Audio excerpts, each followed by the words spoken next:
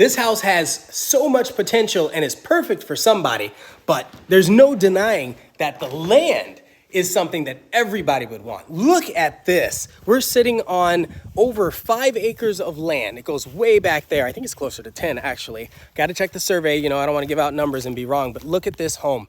So I'm going to give you a walkthrough of the house itself. We're out in Liberty Hill, Texas.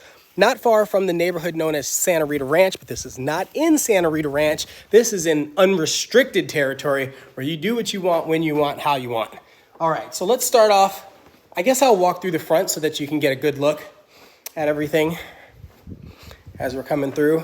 And it's a large home. I mean, it's 3,400 square feet, right? So I guess large is relative. So you've got a nice, cool front gate when you come in.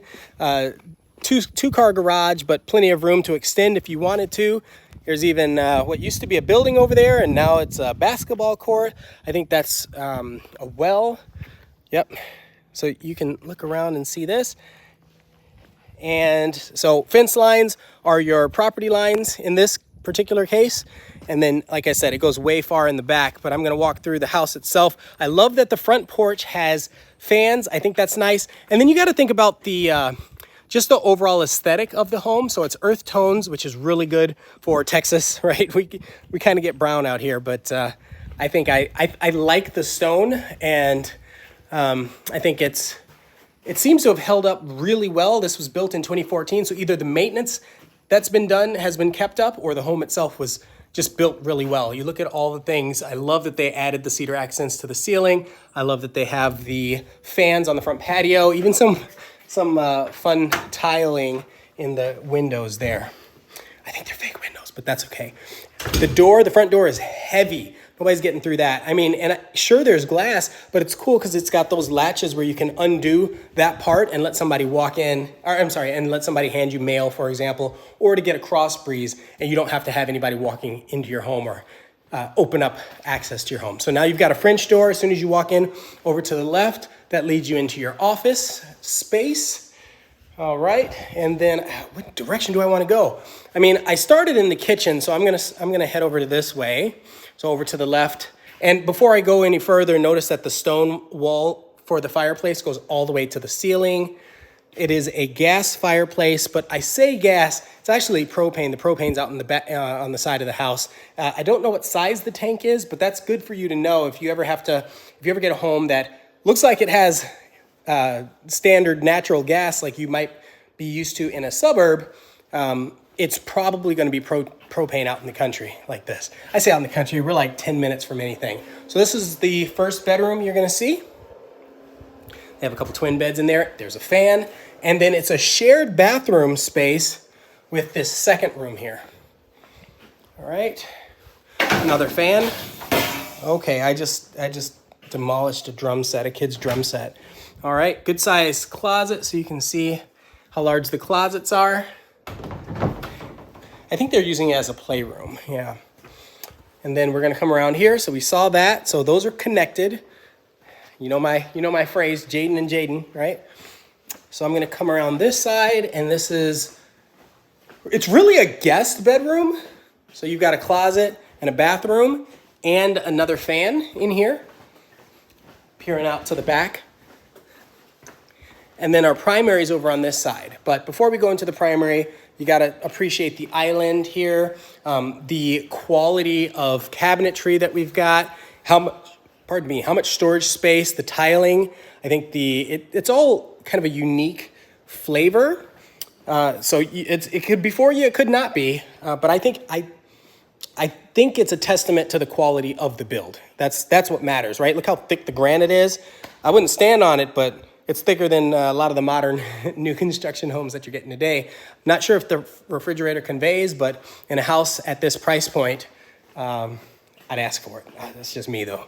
So your double ovens, your range over there, bunch more storage under the range. So that's really nice since we took it out of here. And then the pantry goes back a little ways, which I think is clever. It's a good use of space because on the other side is a bathroom or a commode.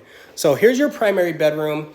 The clients that I had brought through, when they looked at it, they said, oh, things are angled a little strange, but at the same time, they liked how functional the home was. So now we're in the primary bath. You have both a bath and a standing shower and a double vanity, more storage, plenty of light, and you're facing nothing, so you don't have to worry about that being a privacy issue. And then, like I said, there's a commode.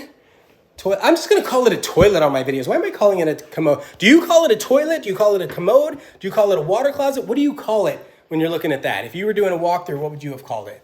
So split closet, which is great. That's something that the clients had commented on, in that they liked that it was split.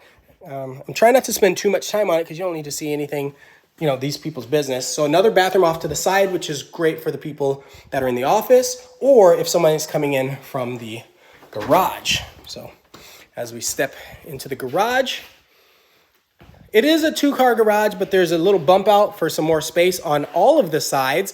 You have that's a large tankless water heater, some extra storage up top. There's windows in here, and actual windows, they're not fake, in the garage, so it lets in more light. The only thing you need to add is a little bit of an air conditioning unit, maybe a mini split.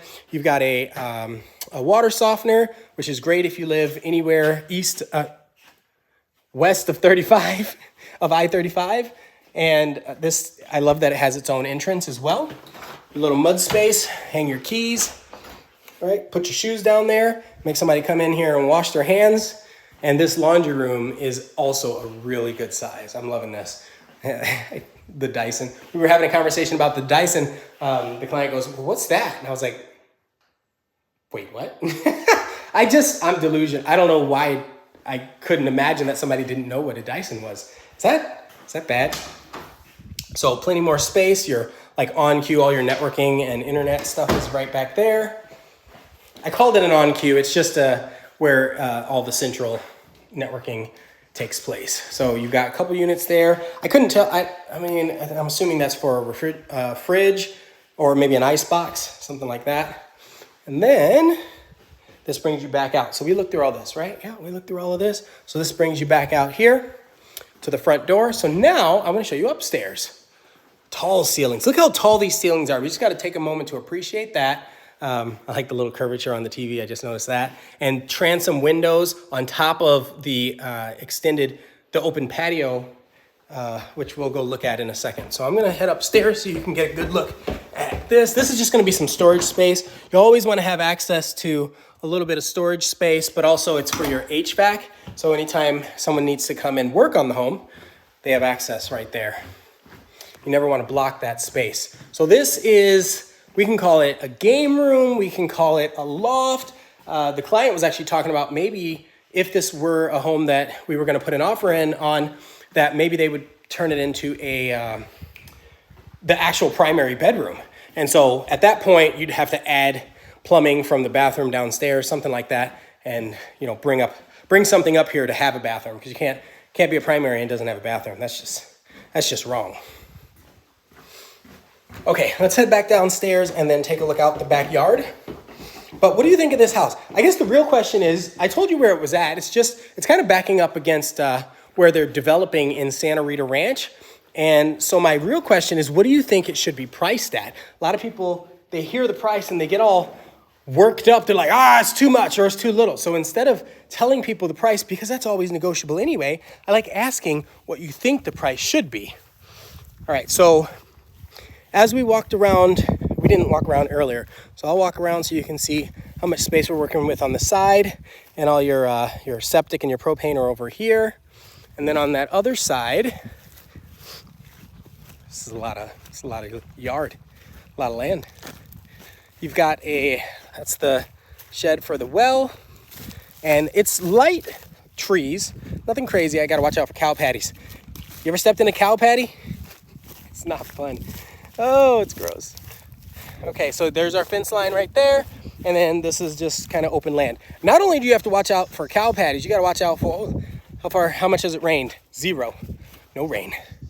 Not only do you have to watch out for cow patties, you gotta watch out for flipping fire ants. Look, fire ants, boar, mountain lions, coyotes, deer, all of it. Oh, I don't even know what that is. It's white. Goodness. So beautiful space It doesn't have a lot of topography, but you can see beyond the horizon over there, or beyond the land here, there's a little bit of a hill and it drops off, and you can see a little bit of development happening right there, and you can see that there should be some topography. So if the client were to build something up top, like a treehouse type structure or something, that could be one way to be able to access this gorgeous view potential. But really, I don't even think that's a concern. I think they want it more for four-wheeling, because again, unrestricted, no noise ordinances out here, planting some trees, maybe a garden, maybe putting a pool back over there, or a pool house. So there's so much that you can do. One of the clients, the client brought some people with and said, you should put a football field. And I was like, football field? What?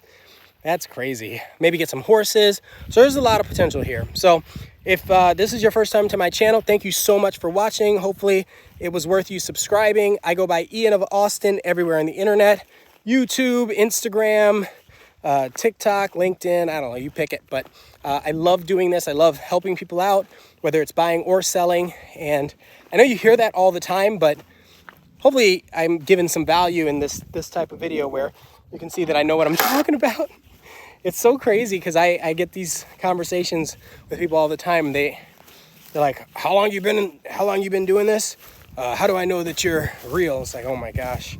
And you're right, because there's so many people that they'll move to a new place and they get into the business. They haven't learned a lot about the business yet, and they're just out here spending people's life savings. So anyway, I'm Ian of Austin. Thank you for spending the time with me. Hopefully, give me some feedback on this house. What do you think? Give me some feedback on the walkthrough, the video itself, and I will see you in the next one. Thank you.